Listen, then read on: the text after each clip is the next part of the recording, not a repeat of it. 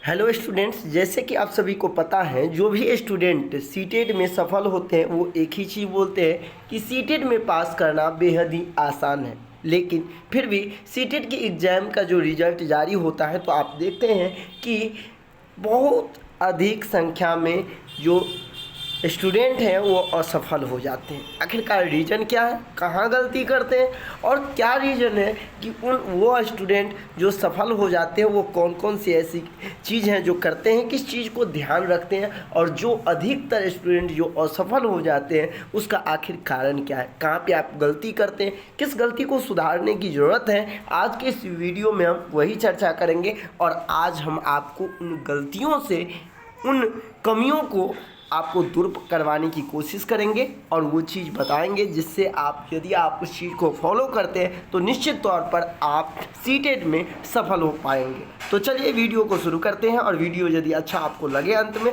तो आप मुझे कमेंट करके ज़रूर बताइएगा। सबसे पहले हम देखते हैं कि आखिरकार सीटेट में जो असफल होते हैं लोग, उससे हम कैसे बचें। आज का जो मेरा टॉपिक है वो यही है कि कैसे हम असफल होने से बचें। आज के इस सेशन में हम ये नहीं सोचेंगे कि सफल कैसे हो, बल्कि हम ये देखेंगे कि आखिरकार कौन सी गलती करते हैं जिसके कारण हम सीटेट में असफल हो जाते हैं।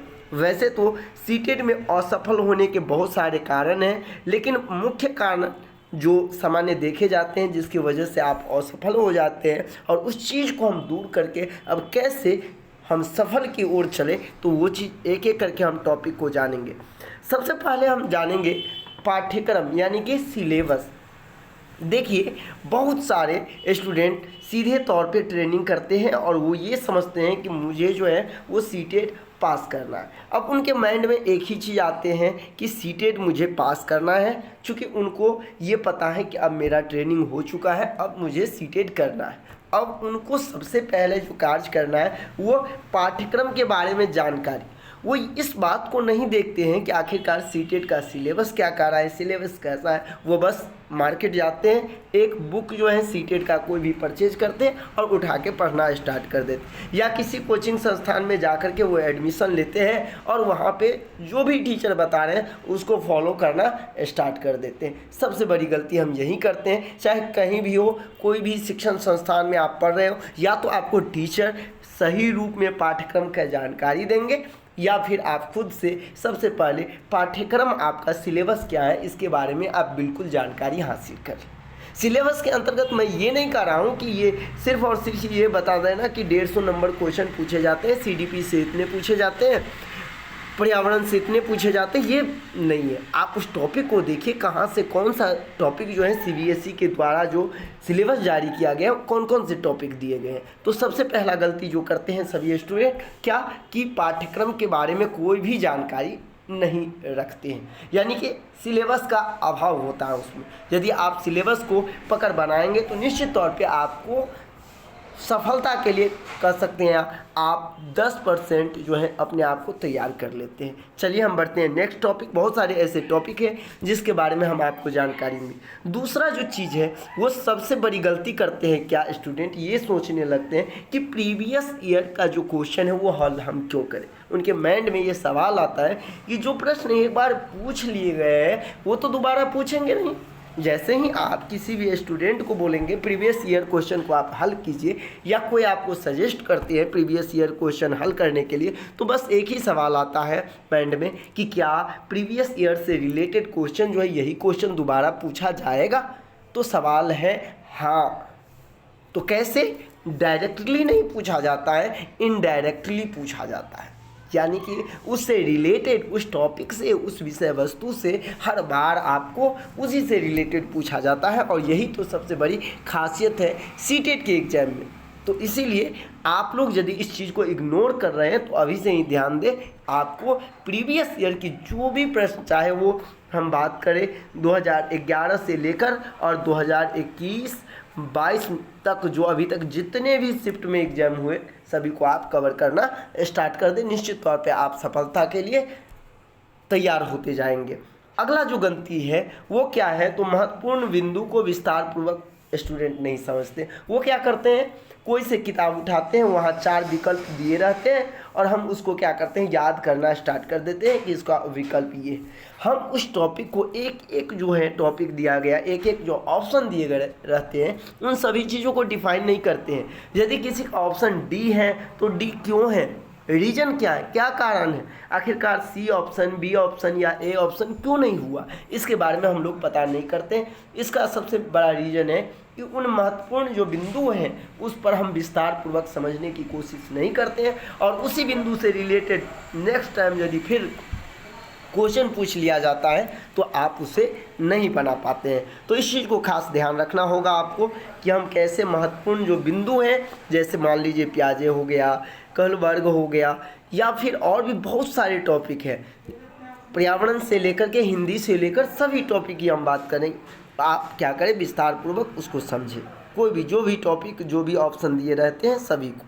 इसके बाद है फालतू के प्रश्न को नहीं देखना है, इस चीज़ को आप इग्नोर कीजिए। हम बहुत सारे स्टूडेंट को देखते हैं कि अब क्या करते हैं, बहुत सारे ऐसे उनको ये पता है, देखिए जब आप सिलेबस समझ जाएंगे और प्रीवियस ईयर बना लेंगे तब जा कर के आपको ये पता चल जाएगा ऑटोमेटिकली कि कौन सा क्वेश्चन मेरे लिए फालतू है। आप देखते हैं बहुत सारे ऐसे स्टूडेंट हैं जो सिलेबस से रिलेटेड नहीं है, वो साइंस पढ़ने लगते हैं, सोशल साइंस में बहुत डीपली पढ़ने लगते हैं, जबकि मेरा पर्यावरण, मेरा सोशल साइंस इस चीज़ को कोई संबंध ही नहीं दर्शाता है सीटेट से, और उस फालतू प्रश्नों में हम उलझ कर रह जाते हैं।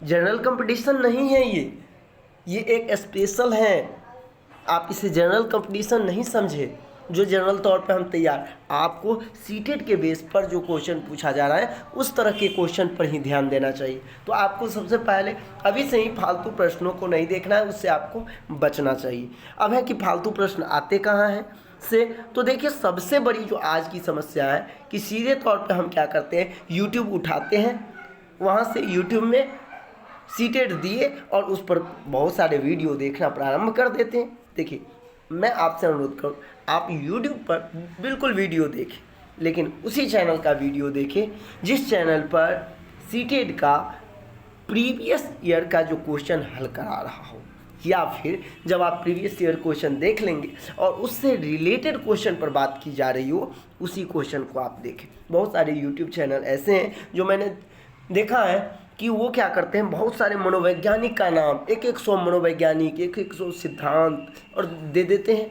जो इसमें से पूछेंगी बिल्कुल नहीं।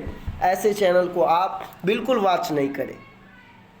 आप इस बात को नोट कर लें कि किसे मुझे देखना है, कहाँ पे देखना है, किसको देखना है, ये चीज़ डिसाइड। मैं ये नहीं कह रहा हूँ कि मेरे चैनल को देखें, मेरे चैनल पर ऑलरेडी वैसे भी वीडियो कम अपलोड होता है, क्योंकि ऑफलाइन बैच है। इसके बाद आपको पता ही है कि मैं वर्ष 2015 में ही जो है पहली बार सीटेट क्वालिफाई कर चुका हूँ, मैं टीचर बन चुका हूँ, तो मुझे टाइम नहीं मिलता है, इसलिए मैं ज़्यादा वीडियो अपलोड नहीं करता हूँ। फिर भी मैं सजेस्ट करता रहता हूँ आप सभी को कि किस तरह से सीटेट में हम उत्तीर्ण करें, कौन कौन चीज़ से बचा जाए, किस तरह से जो मूल टॉपिक है उसको हम समझा देते हैं। तो आप लोग उसी चीज़ को देखें, उसी चीज़ पर ज़्यादा ध्यान केंद्रित करें जो कि सिलेबस से रिलेटेड है, और जो सिलेबस से नहीं है उसको आप, और ये कब आप करेंगे, जब मैं पहला पॉइंट आपको बताया पाठ्यक्रम, जब आप पाठ्यक्रम को समझ जाएंगे ना, तो फिर यह डिसाइड कर लेंगे कि कौन से YouTube चैनल को हमें देखना चाहिए, किस चीज़ को नहीं देखना चाहिए, कौन से प्रश्न को हमें स्किप करना चाहिए, साइड करके चलना चाहिए। जिस दिन आप ये समझ जाएंगे तो निश्चित तौर पे आप इन छोटी छोटी गलतियों को यदि आप अभी से सुधारना प्रारंभ कर देते हैं तो निश्चित तौर पर मैं गारंटी के साथ कहता हूं कि आप सफल होंगे। इसके बाद है कम से कम सप्ताह में 2 दिन सेट प्रैक्टिस आप जरूर करें। देखिए सेट प्रैक्टिस जो है कोई भी रिजल्ट होने में बहुत बड़ा योगदान है सेट प्रैक्टिस का, क्योंकि इसमें आपको टाइम का बहुत बड़ा ख्याल रखना होता है। और यदि आप सेट प्रैक्टिस करेंगे तो ऑल अलग अलग तरह के क्वेश्चन आपको देखने को मिलता है, फिर उसका जो नंबर आपको प्राप्त होता है उससे आप अपने आप को आकलन करने लगते हैं कि हम सीधे तौर पर अभी एग्जाम के लिए कितने तैयार हैं। तो इसीलिए सेट प्रैक्टिस भी आपको सप्ताह में कम से कम 2 जरूर करना है। और यही चीज़ स्टूडेंट नहीं करते हैं, जो सबसे बड़ी कमजोरी है उन्हें के असफलता में वो जो सफल नहीं हो पाते हैं, इसका सबसे बड़ा कारण है कि स्टूडेंट सिर्फ पढ़ाई में लगे रहते हैं, वो सेट प्रैक्टिस बिल्कुल नहीं करते हैं। तो आप इस चीज़ को अभी से ही सुधार करना स्टार्ट करें। दूसरी बात है जो सबसे ज़्यादा हम लोग करते हैं कि शिक्षण शास्त्र को सिर्फ और सिर्फ 30 नंबर के बेस पे आप समझते हैं। बिल्कुल नहीं, मैं आपको जानकारी के लिए बता दें कि आपका जो CDP, आप इसे शिक्षण शास्त्र को 90 नंबर मान के चलें और सबसे ज़्यादा फोकस जो है आप शिक्षण शास्त्र पर ही दें। यदि आपका शिक्षण शास्त्र मजबूत हो गया तो निश्चित तौर पर आपको सीटेट में सफल होने से कोई नहीं रोक सकता है। बहुत सारे स्टूडेंट इस बात को सोचने लगते हैं, थिंकिंग करने लगते हैं कि मेरा मैथ कमज़ोर है, मेरा संस्कृत कमज़ोर है, फलाना और भी चीज़ों को लेकर। आप ये समझे ना कि मेरा शिक्षण शास्त्र कितना मजबूत है। यदि आपका शिक्षण शास्त्र मजबूत होगा तो निश्चित तौर पर आपका रिजल्ट होना श्योर है, इसमें नो डाउट।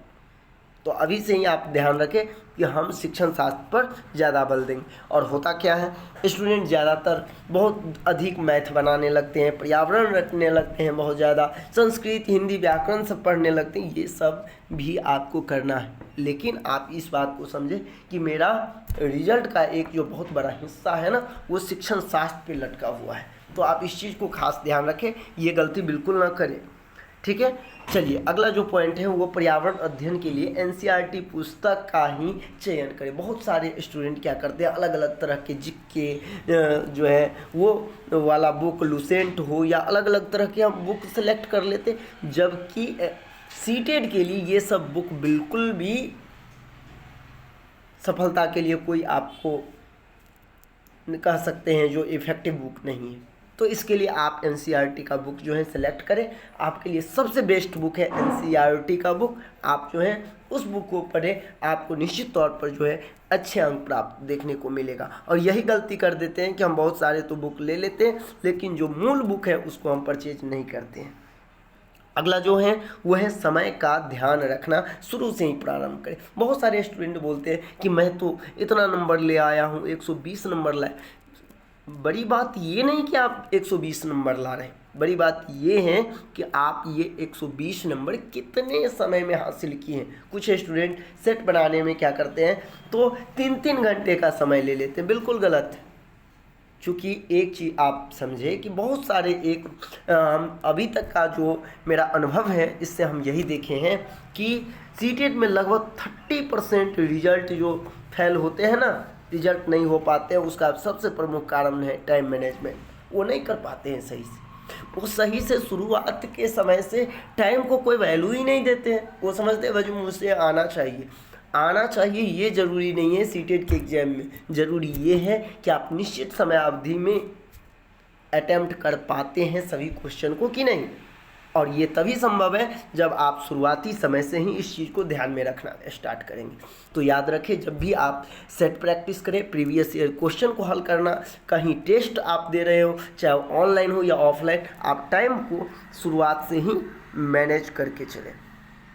अगला जो है वो ऑनलाइन टेस्ट भी ज़रूर दें। देखिए, अब आपको पता ही है कि अब सीटेट ऑनलाइन मोड में हो रहा है, तो ऐसे में ये आपको सिर्फ और सिर्फ OMR बेस पे टेस्ट नहीं होना चाहिए। अब ऑनलाइन टेस्ट भी आपको ज़रूर देना चाहिए, कम से कम नहीं वीकली तो कम से कम आपको महीने में एक बार जो है ऑनलाइन टेस्ट अवश्य देना चाहिए, जिससे आपका प्रैक्टिस हो सके, क्वेश्चन रीड करने का, बनाने का सभी प्रैक्टिस उसमें हो। तो आप ऑनलाइन टेस्ट भी जरूर देना प्रारंभ अभी से ही कर दें। और सबसे बड़ी गलती करती है लास्ट के समय में हम 1-2 दिन कंप्यूटर आधारित टेस्ट जो है देते हैं, बाद बाकी नहीं देते हैं। तो ये गलती अभी से आप बंद करें, ऑनलाइन टेस्ट आप जरूर देना स्टार्ट कर दें। और मैं आपको दावे के साथ कह सकता हूं कि यदि आप इन सभी बातों को अभी से ध्यान रखते हैं तो निश्चित तौर पर आप सफल होंगे। आपको असफलता देखने को नहीं मिलेगा, मैं गारंटी दावे के साथ कह सकता हूं, यदि इन पॉइंट को अभी से ही आप फॉलो करने लगेंगे तो। और यदि ये सभी पॉइंट आप फॉलो करेंगे तो आप मुझे कमेंट के बॉक्स में ज़रूर ये सिलेक्ट करके भेजें। और साथ ही साथ ये वीडियो आपको कैसा लगा आप मुझे ज़रूर बताएं। और यदि वीडियो सही है, यदि सही में ये सभी पॉइंट आपको ध्यान में रखने की आवश्यकता है, तो इस वीडियो को अधिक से अधिक लोगों तक शेयर करें, जिससे सभी को इस चीज़ के बारे में जानकारी हो सके और सभी लोग सीटेट में निश्चित तौर पर सफल हो पाए। इसमें आप सहयोग करें। मिलते हैं नेक्स्ट वीडियो में, अभी के लिए बस इतना ही। धन्यवाद।